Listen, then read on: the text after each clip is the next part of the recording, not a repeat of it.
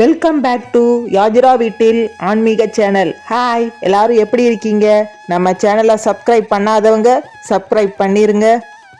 பூஜை ரூமில் எனக்கு ரொம்ப நேரம் ஸ்பெண்ட் பண்ணுவது பிடிக்கும். ஒரு நாளில் முக்கால்வாசி நேரம் நான் இங்கே தான் இருப்பேன்.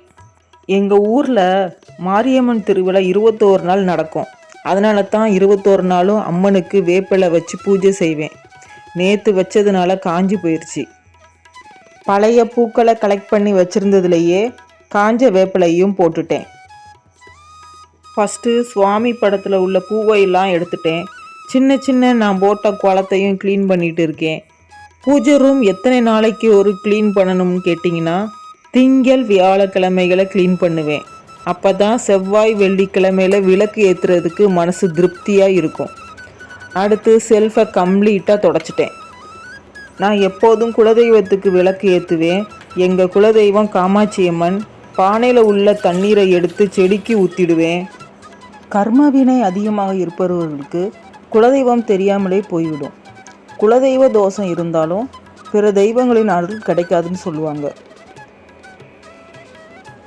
சுத்தமான தண்ணியில் மஞ்சப்பொடி பச்சை கற்பூரத்தை போட்டு அது மேலே குலதெய்வத்தை நினச்சி விளக்கு ஏற்றின பிறகு தான் மனசுக்கு திருப்தியாக இருக்கும். குலதெய்வ அருள் கிடைச்சது மாதிரி தோணும். எங்கள் ஊர் மாரியம்மன் கோவில் பொங்கல் விழா நடைபெற்று வர்றதுனால நான் பூஜை ரூமில் மாரியம்மனுக்குன்னு வேப்ப அலங்காரம் பண்ணுவேன். மழை வேண்டி அம்மனுக்கு குடத்தில் தண்ணீர் பிடிச்சி அங்குள்ள கொடி மரத்தில் பெண்கள் ஊற்றி வழிபடுவாங்க. அக்னி சட்டி தேரோட்டம்னு ஊரே திருவிழாவாக இருக்கும். நான் வராகி அம்மனோட தீவிர பக்தை. வராகி அம்மனை நான் அம்மானு தான் கூப்பிடுவேன். நான் அம்மா கிட்ட பேசுவதை போல தான் பேசுவேன். வராகியும் தன்னுடைய மக கூட இருப்பதை போல தான் எங்கிட்டையும் இருக்கிறாங்கன்னு தோணும். வராகி அம்மனுக்கு இரவு நேரத்தில் தான் சக்தி அதிகமாக இருக்கும். நான் தெய்வ வழிபாட்டில் உட்கார்ந்தாலே நேரம் போகிறதே தெரியாது. அம்மனை பார்த்து பார்த்து ரசித்து பண்ணுவேன். நான் அம்மாவுக்கு மட்டும் எப்போவுமே அபிஷேகம் பண்ணிடுவேன். ஒவ்வொரு அபிஷேகத்துக்கும் ஒவ்வொரு பலன் இருக்குது. அம்மனுக்கு கூர்மையான 2 பக்கமும் கொம்பு இருக்கும். அதாவது யானைக்கெல்லாம் இருக்கிற மாதிரி வராகி அம்மனுக்கு இருக்கும். காற்று பன்றியோட முகம் இருக்கிறதுல தன்னுடைய கொம்பை வச்சு பூமிக்கு அடியில் விளையிற கிழங்கை எடுத்து சாப்பிடுவாங்களாம். அதுதான் அவங்களோட உணவு. அதனால தான் பூமிக்கு அடியில் விளையிற கடலை கிழங்கு வகைகள் சுவாமிக்கு நெய்வேத்தியமாக படைக்கிறோம். அது மட்டும் இல்லாமல் சக்கரை வெள்ளை கிழங்குனாலே அம்மனுக்கு ரொம்ப பிடிக்கும். நமக்கு உடனடியாக ஒரு விஷயம் நடக்கணும்னா வராகி அம்மா கிட்ட போய் சொல்லி ப்ரேயர் பண்ணினா போதும், உடனடியாக அம்மா நிறைவேற்றி வைப்பாங்க. வராகி அம்மா கலியுக தெய்வம், பேசும் தெய்வம். நல்ல விஷயங்கள் உங்களுக்கு நியாயமான விஷயங்களை கேட்கலாம்.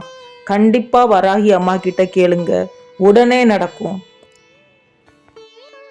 வராகி அம்மா இரக்க குணம் உடையவள். நம்முடைய ஆன்மா தூய எண்ணங்களுடன் இருந்தால் அவளை பிரார்த்திக்கும் போது நம்ம கூடையே இருப்பா. ஒருவருடைய பூர்வ புண்ணிய அடிப்படையிலேயே வராகியம்மனை வணங்கும் பாக்கியம் கிடைக்கிறதுன்னு சொல்லுவாங்க.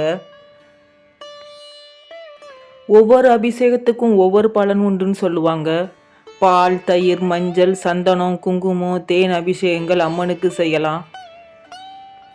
தண்ணீரில் அபிஷேகம் செய்தால் காரிய சித்தி உண்டாகும், அமைதியும் உண்டாகும். சுத்தமான பசும்பாலில் அபிஷேகம் செய்தால் ஆயுள் அதிகரிக்கும், சகல சௌபாக்கியங்களும் கிடைக்கும். சந்தன அபிஷேகம் செய்தால் புத்திர பாக்கியம் கிடைக்கும், செல்வம் பெருகும். மஞ்சள் அபிஷேகம் செய்தால் மங்கள காரியங்கள் நடக்கும். குங்குமம் அபிஷேகம் செய்தால் திருமண தடைகள் விலகும். கோயிலில் அபிஷேகம் செய்யும்போது சிலைக்கு சக்தி அதிகமாக இருக்குன்னு சொல்லுவாங்க. ஆனால் கோயிலில் செய்யும் அபிஷேகம் போலவே வீட்டில் செய்யக்கூடாது. அம்மனுக்கு அபிஷேகம் எல்லாம் முடிச்சாச்சு, வஸ்திரம் கட்டி அலங்கரிச்சாச்சு. ஒரு குழந்தைய குளிப்பாட்டி ட்ரெஸ்ஸு பவுடர்லாம் போட்டு அழகு பார்ப்போம்ல, அது போலத்தான் நானும் அப்படித்தான் செய்வேன். அம்மனுக்கு கட்டாயமாக போட வேண்டிய மங்களம் தரும் மாலை விராலி மஞ்சள் மாலை. இது என்னுடைய கைப்பட நானே கட்டினது. அம்மன் மேலே பூக்கள் தூவி அபிஷேகம் பண்ணியாச்சு. அம்மனுக்கு பிடிச்ச பானகத்தையும் ரெடி பண்ணி வச்சுட்டேன். தூபம் தீபம் இல்லாமல் வழிபாடு முழுமையடையாது.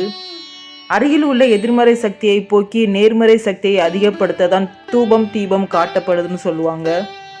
பலவிதமான மூலிகை பூக்களிலிருந்து தான் சாறு எடுத்து சாம்பிராணி ஊதுபத்தி எல்லாம் தயாரித்து வச்சுருக்காங்க.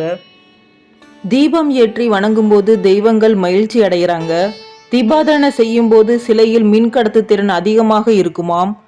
தீப ஒளியை இறைவனின் திருவுருவத்துக்கு முன்னாடி காட்டும் போது விளக்கு ஒளியால் இறைவனின் உருவம் ஒளிர்வதை நம் கண்ணால் காண முடியும். மங்களம் பெருகட்டும். வாழ்த்துக்களுடன் யாஜுரா வீட்டில் ஆன்மீக சேனல். சப்ஸ்கிரைப் பண்ணிட்டு ஷேர் லைக் கமெண்ட் செய்யுங்க. அடுத்த ஒரு பதிவில் சந்திப்போம். தேங்க்யூ ஃபார் வாட்சிங்.